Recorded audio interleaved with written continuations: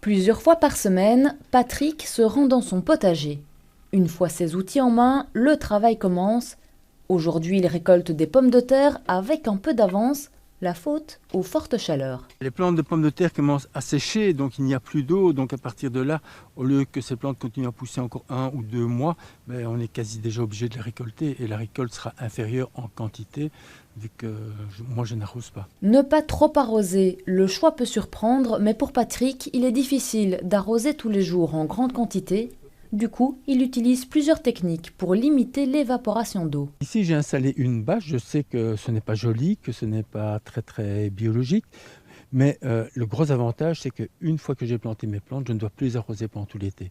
Contrairement aux autres endroits que je viens de griffer, où là, si je veux planter, je devrais soit arroser régulièrement pendant plusieurs jours, soit attendre les prochaines pluies. Et si vous préférez des matériaux plus naturels, optez pour des copeaux de bois ou de la paille. Le sol est encore brun foncé, voire noir par endroits, c'est l'humidité des dernières pluies.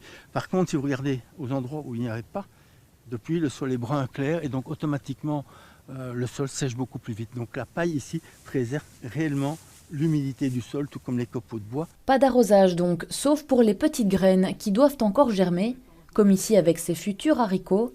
Dernier conseil, il vaut mieux arroser le soir quand la chaleur est retombée.